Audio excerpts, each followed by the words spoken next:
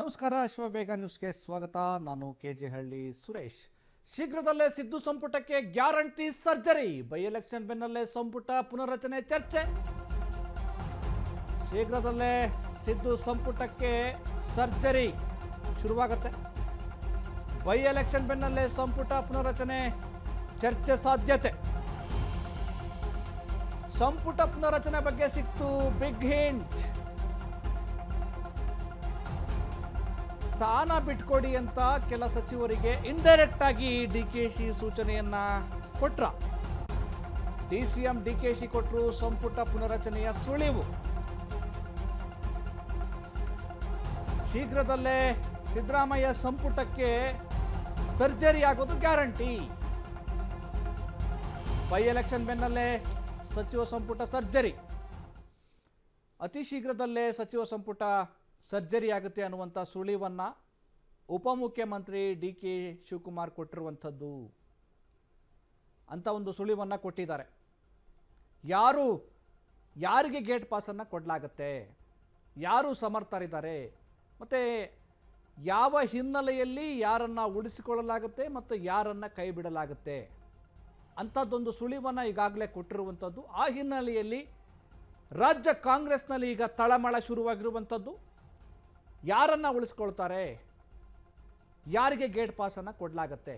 ಹಾಗಾಗಿ ಒಂದು ಕಡೆ ಲಾಬಿ, ಇನ್ನೊಂದು ಕಡೆ ಕುರ್ಚಿಯನ್ನು ಉಳಿಸಿಕೊಳ್ಳೋದಕ್ಕೆ ತೀವ್ರ ಸರ್ಕಸ್ ಶುರುವಾಗಿರುವಂಥದ್ದು. ಸಚಿವ ಸಂಪುಟ ಪುನರ್ರಚನೆ ಬಗ್ಗೆ ಡಿಕೆಶಿ ಕೊಟ್ಟರು ಸುಳಿವು. ಸಂವಿಧಾನ ಅಂಗೀಕಾರದ ದಿನ ಕಾರ್ಯಕ್ರಮದಲ್ಲಿ ಇಂಥದ್ದೊಂದು ಸುಳಿವನ್ನು ಡಿಕೆಶಿ ಕೊಟ್ಟಿರುವಂಥದ್ದು. ನಾವು ಗ್ರಾಮ ಪಂಚಾಯಿತಿ ಅಧ್ಯಕ್ಷರನ್ನ ಮಾಡ್ತೀವಿ.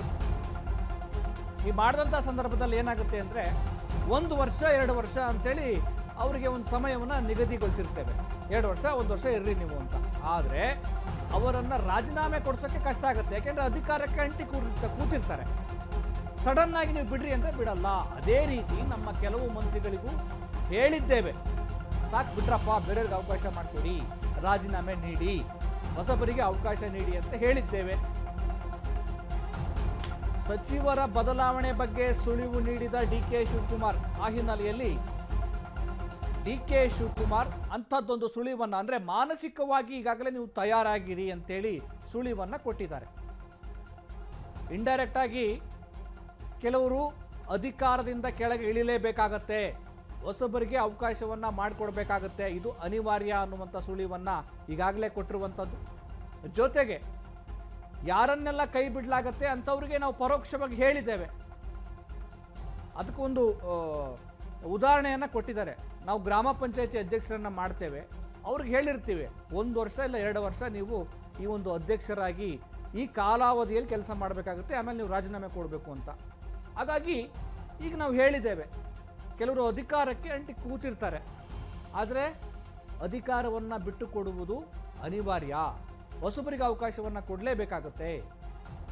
ಇದೀಗ ಡಿ ಕೆ ಶಿವಕುಮಾರ್ ಕೊಟ್ಟಿರುವಂಥ ಸಚಿವ ಸಂಪುಟ ಸರ್ಜರಿಯ ಸುಳಿವು ರಾಜ್ಯ ರಾಜಕಾರಣದಲ್ಲಿ, ಅದರಲ್ಲೂ ಕಾಂಗ್ರೆಸ್ನಲ್ಲಿ ತೀವ್ರ ತಳಮಳ, ರಾಜಕೀಯ ತಳಮಳ ಉಂಟು ಮಾಡಿದೆ.